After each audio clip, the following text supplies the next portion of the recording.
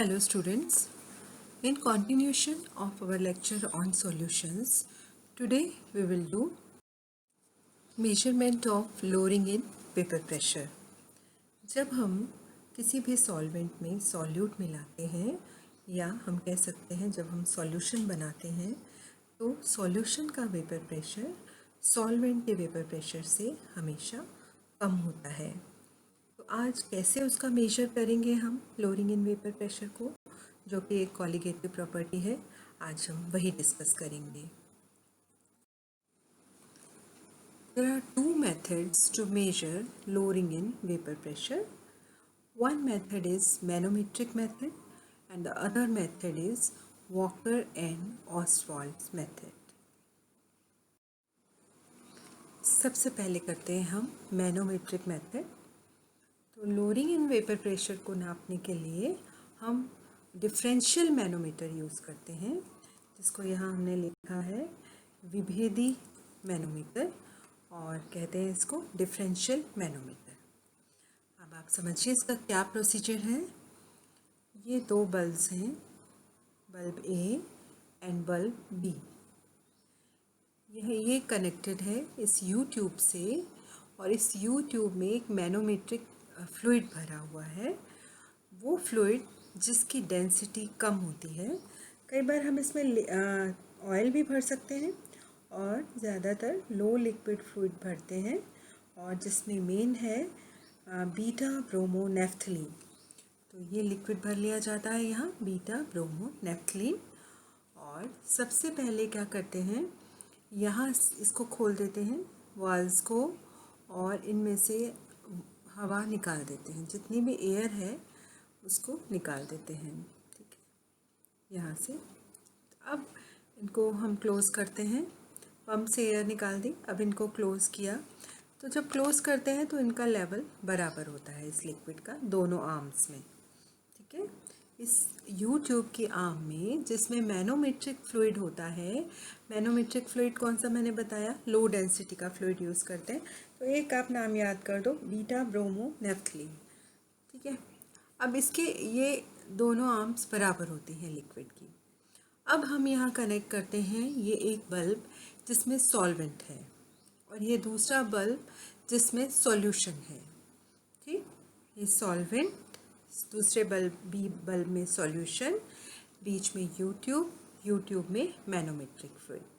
ठीक, तो अब क्या होता है कि कुछ समय बाद जब दोनों हम कनेक्ट कर देते हैं सॉल्वेंट को और सॉल्यूशन को इससे, तो एक टाइम ऐसे आता है कि ये जो लेवल है ये चेंज हो जाते हैं। पहले दोनों का लेवल सेम होता है और कुछ समय बाद इसका लेवल डिफरेंस हो जाता है। इसका लेवल लोअर है और ये लेवल जो ट्यूब सॉल्यूशन के साथ मिलती है उसका लेवल हायर होता है। तो ये डिफरेंस आपको दिख रहा है, दोनों यूट्यूब में दोनों लिम्स में डिफरेंस दिख रहा है। एक विलायक से जुड़ी हुई है लिम यूट्यूब की और दूसरी लिम जुड़ी हुई है सॉल्यूशन से। तो अब आपको इन दोनों का डिफरेंस दिख रहा है।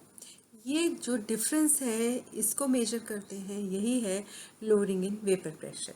ये कैसे हुआ, देखिए सॉल्वेंट के वेपर्स निकले यहाँ से, सॉल्वेंट के वेपर्स ने यहाँ प्रेशर डाला इस लिक्विड पे और इधर से सॉल्यूशन के वेपर्स निकले, उन्होंने इस लिक्विड पे प्रेशर डाला। अब आप जानते हो कि वेपर प्रेशर सॉल्वेंट का ज़्यादा होता है और सॉल्यूशन का कम होता है। तो इसका हायर वेपर प्रेशर है सॉल्वेंट का, तो इसने प्रेशर ज़्यादा डाला यहाँ पर, तो ये जो लिक्विड है ये नीचे चला गया। और इसका वेपर प्रेशर सॉल्यूशन का कम है, तो इसने कम प्रेशर डाला और ये लिम में इधर आ गया लिक्विड।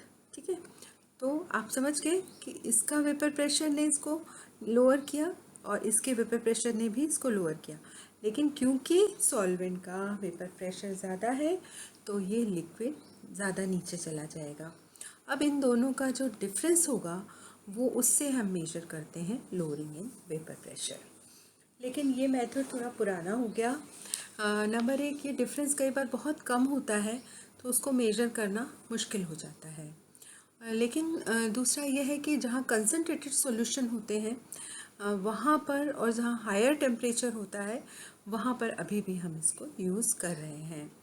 और टेम्परेचर अगर हमें कांस्टेंट रखना है इसका, तो हम इस पूरी असेंबली को एक थर्मोस्टेट में रख लेते हैं। तो हम एक टेम्परेचर इसका फिक्स कर देते हैं जिस टेम्परेचर पर हमको लोअरिंग इन वेपर प्रेशर निकालना है। तो ये हो गया differential manometric method for determination of और for measurement of lowering in vapour pressure. अब ये दूसरा, ये भी वही मेथड है। इसको कैसे दिखाया गया है, ये सॉल्वेंट है। सॉल्वेंट का यहाँ तक आया, देखिए इसके वेपर्स ज़्यादा प्रेशर डालेंगे, है ना, वेपर प्रेशर इसका ज़्यादा है, तो इसने इसको लोअर किया, तो यहाँ से इसका वेपर प्रेशर निकल गया। और यहाँ पर सॉल्यूशन है, सॉल्यूशन का वेपर प्रेशर ये यहाँ पर है, इसका लेवल, यहाँ इन दोनों का डिफरेंस देख लिया तो भी हम लोअरिंग इन वेपर प्रेशर निकाल सकते हैं। अब हम आते हैं न्यू वर्जन जो है वो है Ostwald and Walker's method. Ostwald Walker method में थोड़ा सा आप ध्यान से इसको देखिए, मैं आप दोनों हिंदी और इंग्लिश मीडियम वालों को बताना चाहती हूँ। ये डायनेमिक मेथड है, वो स्टैटिक मेथड था। In this dynamic method, which is due to Oswald and Walker, a stream of dry air is bubbled through the solution. यहाँ से ड्राई एयर डाली जाती है। ये बल्ब हैं सॉल्यूशन के, 1 2 3 आपको दिखाई दे रहे, ये है solution.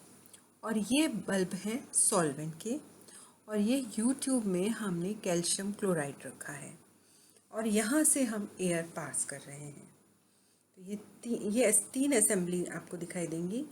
Calcium chloride tubes, anhydrous calcium chloride is kept here in the 3 tubes. इनको वे करके रखा गया है, ठीक। ये है सॉल्यूशन के बल्ब्स, इनको भी वे करके रखा गया है। और ये है सॉल्वेंट के बल्ब्स, इनको भी वे करके रखा गया है। तो क्या होगा, सबसे पहले ड्राई एयर है, यहाँ भी ड्राई एयर पास करेगी सॉल्यूशन बल्ब्स में से, ठीक है, और ये इसमें से वेपर्स ले लेगी और इनसे सैचुरेट हो जाएगी, जितने सॉल्यूशन के वेपर्स हैं वो ले लेगी, ठीक है। अब यहाँ पर इनका वेट कम हो जाएगा बल्ब्स का, क्योंकि इसमें से वेपर्स का जो भी, इसमें से जो वेपर्स एयर में गए तो इसका वेट कम हो जाएगा। तो वो जो वेट है वो है equal to vapour pressure of solution.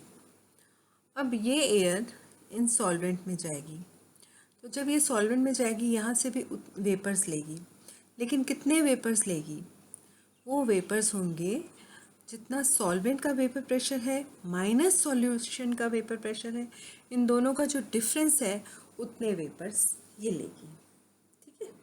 समझ आया आपको? वापस बताती हूँ। यहाँ से हमने ड्राई एयर लिया, ड्राई एयर को हमने सॉल्यूशन वाले बल्ब्स में से पास किया, तो वो एयर वेपर्स ले लेगी, जितने सॉल्यूशन का वेपर प्रेशर है उसके बराबर वेपर्स वो ले लेगी। अब उसको सॉल्वेंट में से निकालेंगे, सॉल्वेंट का वेपर प्रेशर ज़्यादा है, तो वो पहले ही सॉल्यूशन के वेपर प्रेशर से सैचुरेट हुई हुई है जितना सॉल्यूशन का वेपर प्रेशर था। अब जितना एक्स्ट्रा सॉल्वेंट का वेपर प्रेशर होगा उतना वो और ले लेगी। अब इस एयर को हम कैल्शियम क्लोराइड में से पास करेंगे, तो जितने वाटर वेपर्स होंगे, जितने वेपर्स होंगे वो सब इसमें एब्जॉर्ब हो जाएंगे, ठीक है।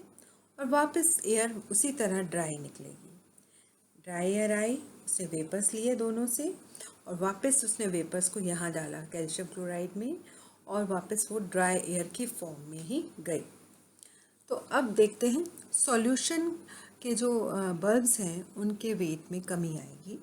वो loss in the mass of solution that will be directly proportional to vapour pressure of solution, और and loss of mass of solvent bulbs will be equal to P minus PS, vapour pressure of solvent minus that of solution. जितना कम होगा, जितना ज़्यादा होगा solvent में, इन दोनों के डिफरेंस का वही लेगी वो, ठीक है। और यहाँ इसके मास में जो बढ़ेगा, कैल्शियम क्लोराइड ट्यूब्स का मास बढ़ेगा, that will be equal to P, vapour pressure of solvent, ठीक है। और यहाँ इन दोनों को प्लस कर देंगे तो भी हमारे पास वेपर प्रेशर ऑफ सॉल्वेंट आ जाएगा। तो हमारे पास P आ जाएगा, P माइनस यहाँ PS आएगा। ये इन दोनों ये जो यहाँ पर मास में इसके कमी आएगी वो P माइनस PS आएगा, उससे हम P निकाल लेंगे। और यहाँ भी जो वेट बढ़ेगा वो भी इक्वल टू होगा P, vapour pressure of solvent. एक बार और आप पढ़िएगा, और नहीं समझ आता तो आप मुझसे फिर पूछ सकते हैं इसको। लेकिन आप किताब में से पढ़ोगे, बुक में से कंसल्ट करोगे तो आपको अच्छे से समझ आ जाएगा, and it's very very very important.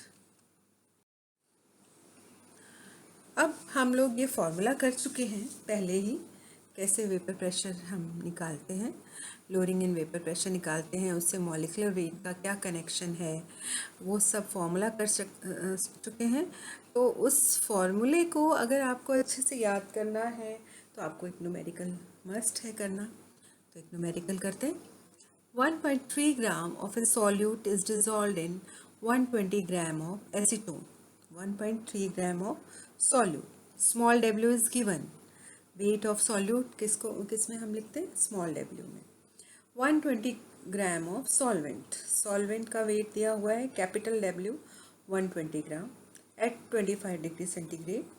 The vapour pressure of solution is 190.5 mm, that is ये वेपर प्रेशर PS सॉल्यूशन का दिया गया। While that of acetone, solvent का भी दिया गया P 193 mm। Determine the molecular weight of the solvent. अब आपके पास सब कुछ है, आपके पास P है, vapour pressure of solvent 193 mm, weight है सॉल्वेंट का 120 ग्राम, वेट सॉल्यूट का है 1.3 ग्राम, PS सॉल्यूशन का वेपर प्रेशर है 190.5 mm, मॉलिक्यूलर वेट है 58 ग्राम, सॉल्वेंट का वो आपने निकाल लिया एसीटोन का CH3 COCH3 से, ठीक है। और अब है आपको निकालना है मॉलिक्यूलर वेट ऑफ सॉल्यूट। तो इस फॉर्मूले में आपने सारी वैल्यूज़ निकाल ली, लगा दी, और आपने M निकाल लिया। तो मैंने आपको कहा था हर कॉलिगेटिव प्रॉपर्टी के लास्ट में हमको उसकी इक्वेशन से मॉलिक्यूलर वेट ऑफ सॉल्यूट निकालना है, क्योंकि कॉलिगेटिव प्रॉपर्टी सॉल्यूट के वेट पे डिपेंड करती है और उसके नेचर पे डिपेंड नहीं करती। तो आपको क्लियर हो गया होगा क्या है लोअरिंग इन वेपर प्रेशर, उसका ये फॉर्मूला है पूरा। ये लोअरिंग इन वेपर प्रेशर का हमने फॉर्मूला डिराइव किया था, और इस तरह से कि जिससे हम मॉलिक्यूलर वेट भी निकाल सकते हैं, और फिर उसका मेजरमेंट। तो हर साल कोई ना कोई क्वालिटेटिव प्रॉपर्टी एग्ज़ाम में आती है, तो आप इसको करके जाइएगा, और साथ में उससे कैसे मॉलिक्यूलर वेट निकालते हैं वो भी करना है। और एक मेथड कोई भी आता है नोट्स में या साथ में ही आ जाता है कि इस कॉलिगेटिव प्रॉपर्टी को बताओ और साथ में इसका एक मेथड बताओ मेजरमेंट का। तो आज हमने दोनों मेथड करें।